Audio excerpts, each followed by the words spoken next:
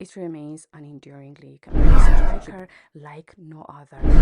Temperature is rising ብላችሁ የምታወሩ The reigning champions ትላንትና ሪካርድ በሰበረው ተጫዋቻቸው ጨዋታውን 1-0 መምራት የቻሉ ቢሆንም በትሬንት አሌክሳንደር አርኖልድ ጎል ጨዋታው አንዳቻ ተጠናቋል። Good morning everyone, እንደምን አድራችኋል? Welcome. If this is not your first time, welcome back. ስለዚህ በዛሬው ቪዲዮአችን ይህንን ትላንትና በጉጉት ሲጠበቅ የነበረውን የማንቸስተር ሲቲ እና የሊቨርፑልን ጨዋታ የእንግሊዝኛ ቋንቋ ተናጋሪ ስፖርት ጋዜጠኞች በተለይ ፒተር ዲሪ እንዴት አድርገው ነው የዘገቡት? አሁን ሪዩኒየን ኦፍ ኦል ፍሬንድስ ከሚለው ነው የምንጀምረው። እናንተ ለምሳሌ ከሰው ጋር ሪዩኒየን አላችሁ ከተባለ ከዛ ሰው ጋር ከዚህ በፊት ትተዋወቃላችሁ፣ ስለዚህ በድጋሚ ልትገናኙ ነው እንደማለት ነው። እዚህ ጋር ፍሬንድስ የሚለው ቃል ይታየናል አይደለ? ጓደኛሞች ማለት ሲሆን እናንተ ከሰው ጋር ለምሳሌ ዊር ኦል ፍሬንድስ የምትሉ ከሆነ ከዚህ በፊት ጓደኛሞች ነበርን እንደማለት ነው። ሶ በዚህን ጊዜ እነዚህ ከዚህ በፊት ጓደኛ የነበሩት ኦል ፍሬንድስ ሪዩኒየን እንዳላቸው ነው የሚገልጸው፣ ወይም ደግሞ በድጋሚ እንደሚገናኙ ነው የሚያወራው። ሶ this is not the first time እነኚህ ሁለት ሰዎች ሲገናኙ እነዚህ ፔፕ ጋርዲዮላ እና የርገን ክሎፕ ለመጀመሪያ ጊዜ እየተገናኙ እንዳልሆነ ነው የሚገልጽልን። we hurled full tilts into the guts of English football's deep winter in the very classiest company የሚለውን ነው ደግሞ የምንመለከተው። አሁን የአየር ሁኔታው ለምሳሌ እኛ ጋር አንዳንዴ ይዘንባል፣ እነሱ ጋር በቃ ዊንተር እየተባለ ነው። ዊንተር የሚባለው በረዶ ምናምን ያለበት ወቅት አለ አይደለ? ሚድ ደግሞ የምንለው የአንድ ነገር መሀሉ እንደማለት ነው። ለማንኛውም ዲፕ ካልን ደግሞ ነገር ጥልቅ ነው ማለታችን ነው። ለማንኛውም ዊ ሄርድል ይለናል። አሁን ለምሳሌ እኛ ሩጫ ስናይ እዛ ሩጫውን ስንመለከት ከዛ የመሰናክል ውድድር አለ አይደለ? የሚዘሉበት ያ ሄርድል ይባላል ውድድሩ። ከዛ እናንተ ዊ ሄርድል ስትሉ መሰናክሉ እናልፏለን እያላችሁ ነው። መሰናክሉን በምን መልኩ ነው የምታልፉት? ዊ ሄርድል ፉል ቲልትስ። ፉል ቲልትስ በከፍተኛ ፍጥነት ማለት ሲሆን ወዴት ነው በከፍተኛ ፍጥነት ይህንን መሰናክል የምናልፈው? ኢንቱ ዘ ገትስ ኦፍ ኢንግሊሽ ፉትቦልስ ዲፕ ሚድ ዊንተር። ስለዚህ አሁን እንደነገርኳችሁ እንግሊዝ ሀገር ትንሽ አየሩ ቀዝቀዝ ይላል። ከዚህ አረፍተ ነገር መረዳት የምንችለው ስለዚህ ሄርድል እናደርጋለን ወይም ደግሞ ያንን መሰናከል እናልፈዋለን እያለ ነው። እንዴት ሆኖ ኢን ዘ ቬሪ ክላሲየስ ካምፓኒ። እናንተ ለምሳሌ ካምፓኒ አንዱ ትርጉሙ ያው ድርጅት አለኝ ነው። ከዛ በተጨማሪ ግን ለምሳሌ እናንተ ካምፓኒ አለኝ ብላችሁ የምታወሩ ከሆነ ከጎኔ ሰው አለ እንደማለት ነው። ገት የምንለው ደግሞ ለምሳሌ ሆዳችንን ሊሆን ይችላል ሪፈር የሚያደርገው ወይም ደግሞ አንጀታችንን። ከዛ ለምሳሌ እናንተ የሆነ ነገር ለማድረግ ገት አለኝ ብላችሁ የምታወሩ ከሆነ ያንን ነገር ለማድረግ ድፍረቱ አለኝ እንደማለት ነው። ለማንኛውም we hurled full tilts into the guts of English football's deep midwinter in the very classiest company. ክላሲ በሆነ ካምፓኒ ይህንን መሰናክል እናልፈዋለን እያለ ነው ፒተር ዲሪ በአሁን ሰዓት እያወራ ያለው። ስለዚህ አሁን እነዚህ ሁለት ቡድኖች ካሸነፉ ምን ይፈጠራል? ግን ያንን ነገር ከማለቱ በፊት ምን ይላል? the top two lead the rest into hard yards ይለናል። hard yards የሚባለው ምንድን ነው? በቃ ጠንክሮ መስራት ነው። ስለዚህ the top two ሲለን ከላይ ያሉት ሁለቱ አንደኛና ሁለተኛ ያሉት ማንቸስተር ሲቲ እና ሊቨርፑል ሁለቱ አይደለም የሚጫወቱት። they lead the rest የተቀረውን እንደማለት ነው። ስለዚህ የተቀረውን ይመራሉ እያለን ነው። የተቀረውን ይመራሉ የሚለን ለምሳሌ አርሰናሎች አሉ፣ ቶትናሞች አሉ፣ ከስራቸው ያሉ አለ አይደለ? ከስራቸው ያሉት ጠንክረው እንዲሰሩ ይመሯቸዋል እንደማለት ነው። ጠንክረው እንዲሰሩ ሚንስ ያው እነሱ እንዲከተሏቸው ከላይ ለመምጣት ወይም አንደኛ እና ሁለተኛ ደረጃ የነሱን ቦታ ለመያዝ they have to work hard የሚል ትርጉም ሊኖረው ይችላል። so the managers have been the two principal characters whose storylines seem to be forever intertwined ይለናል። የሆነ ነገር ኢንተርትዋይንድ ነው ብለን የምናወራ ከሆነ ያ ነገር ኮኔክትድ ወይም ደግሞ የተያያዘ ነው ማለታችን ነው። ፎርኤቨር ለዘላለም አይደለ? ስለዚህ the managers እነዚህ ሁለት አሰልጣኞች ማለት ነው። እነዚህ ሁለት አሰልጣኞች have been the two principal characters። ስለዚህ እናንተ ለምሳሌ ስለ አንድ ፊልም ስታወሩ እዛ ፊልም ላይ ገጸ ባህሪ ይኖራል አይደለ?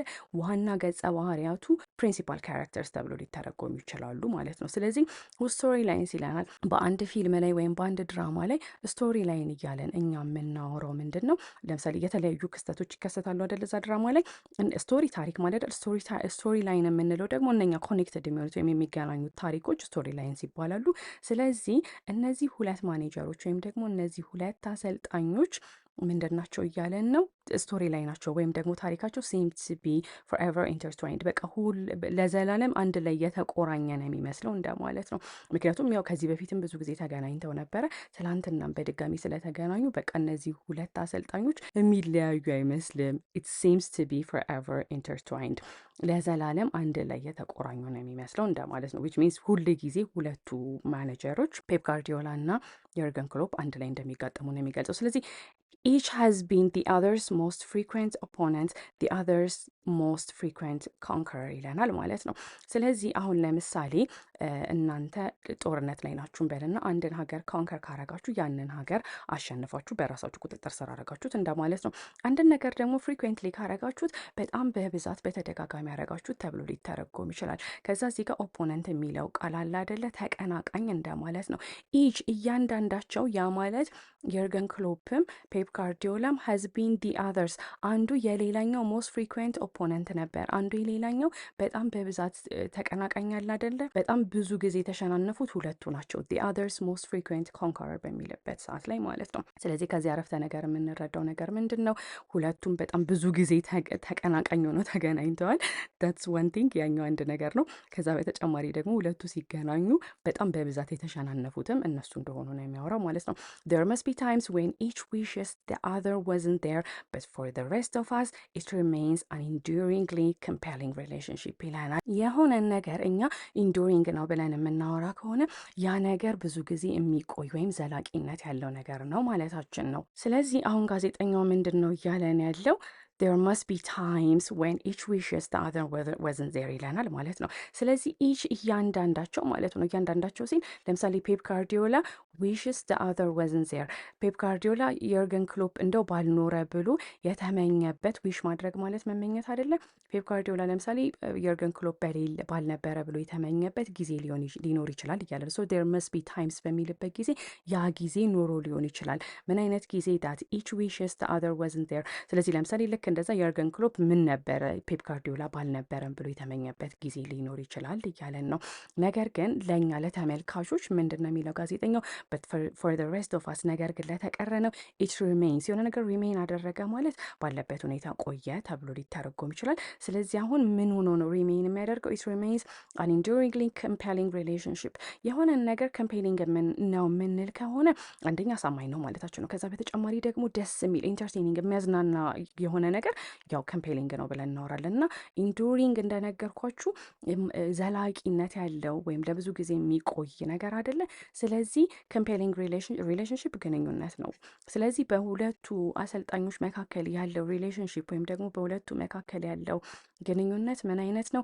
enduringly compelling relationship ነው ለተቀረ ነው። for the rest of us it remains an enduringly compelling relationship በጣም የሚያጓጓ ግንኙነት ነው ያላቸው ሁለቱ። ነገር ግን ምናልባትም አንዳቸው ሌላኛቸው ምን ነበር ባልኖረ ብለው የተመኙበት ወቅት ሊኖር ይችላል እያለን ነው። there must be times when each wishes the other wasn't there, but ነገር ግን for the rest of us ለኛ ለተቀረነው it remains an enduringly compelling relationship። ስለዚህ ይሄ ጨዋታ ገና አልተጀመረም እና ጋዜጠኛው ምንድነው እያለ ያወራው? whoever ማንም ሆነ whoever wins today ዛሬ ማንም አሸነፈ ማንም will be the top of the Premier League የፕሪሚየር ሊጉ የበላይ ይሆናል እንደማለት ነው።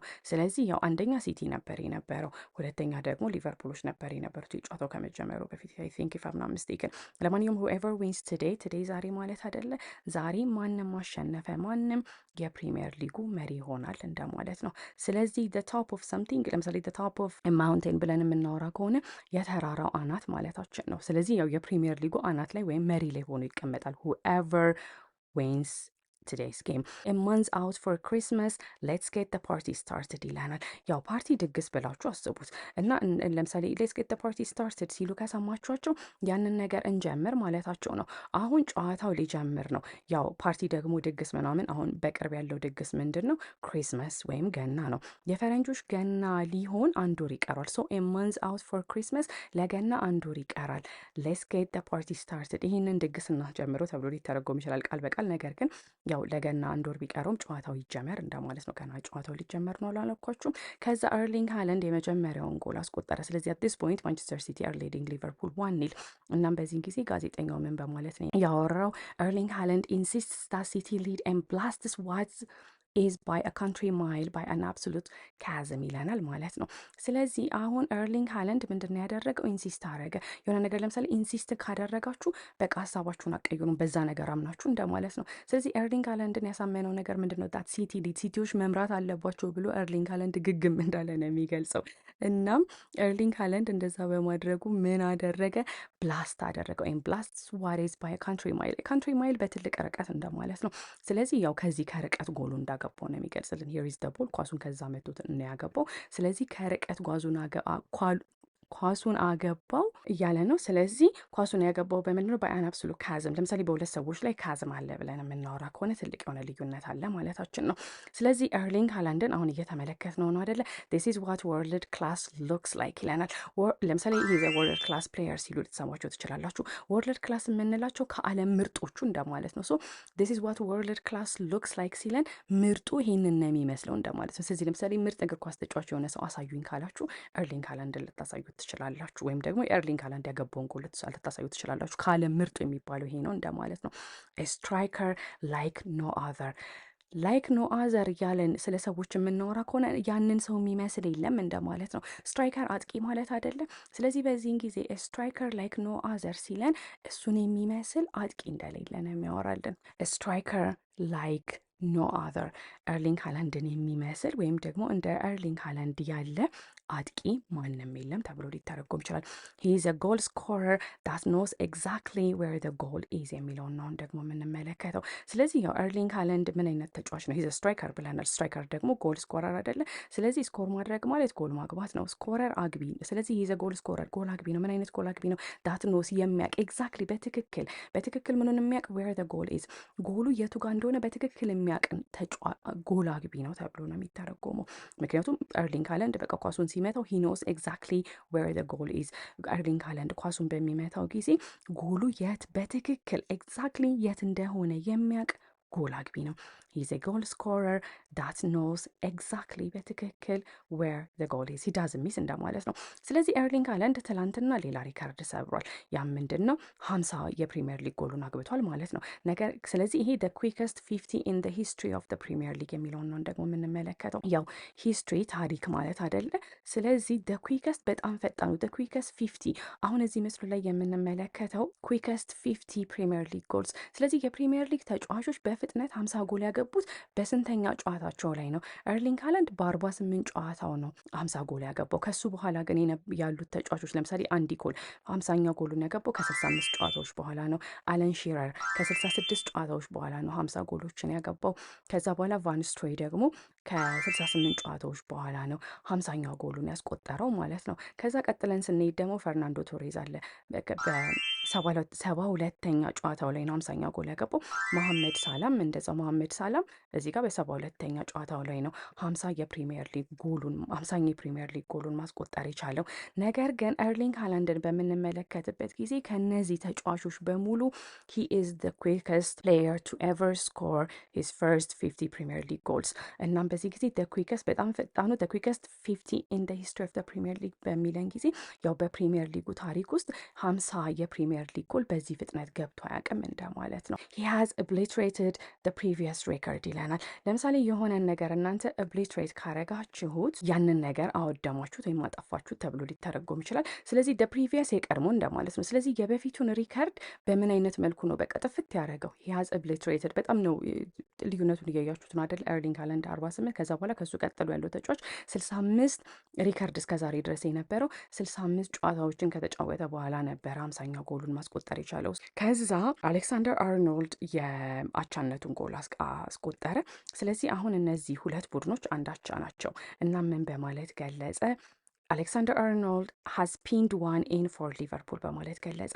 የሆነን ነገር ለምሳሌ እናንተ ፒን ካረጋችሁት ፒን የምትባላለች ነው እና በዛች ነገር አያያዛችሁት እንደማለት ነው። ለማንኛውም ጎሉን አንድ ጎል አገባ ተብሎ ሊተረጎም ይችላል ጠቅላላ አድርገን ስንተረጉሙ። ስለዚህ ይህንን ዋን ጎል ያገባው ለማን ነው? ፎር ሊቨርፑል ነው። እናንተ ለሰዎች ሆስታይል ከሆናችሁባችሁ አንፍሬንድሊ ሆናችሁ ወይም ደግሞ የሆነ ፊት ነሳችኋቸው እንደማለት ነው። ስለዚህ ሰው ለምሳሌ እናንተ ላይ ሆስታይል ከሆነባችሁ ፊት ነሳችሁ ተብሎ ሊተረጎም ይችላል። እናም በዚህን ጊዜ ኦን ሆስታይል ቴሪቶሪ በሚሉን ጊዜ ቴሪቶሪ ያው ቦታ ነው እና ጨዋታ የተካሄደው የሲቲ ሜዳ ላይ አይደለ?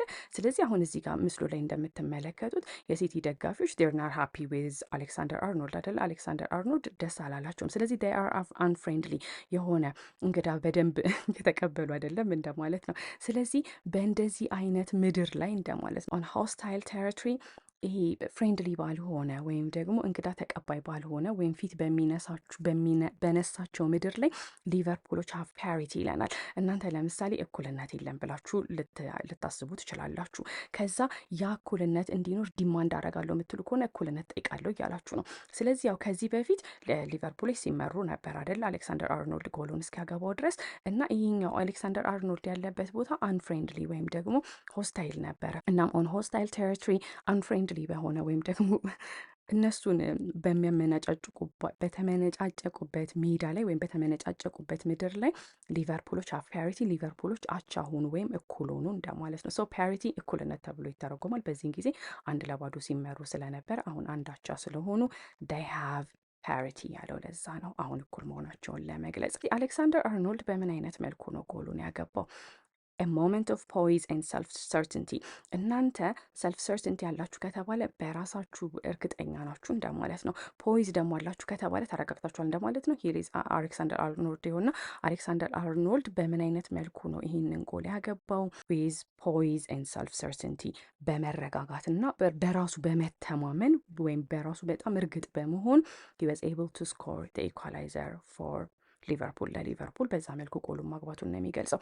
እና ያው this is the face of ፔፕ ጋርዲዮላ በቃ you can see how disappointed he was በጎሉ እና City haven't finished them off and they were walking into trouble and they just walked into Trent Alexander-Arnold የሚለውን ነው ደግሞ የምንመለከተው።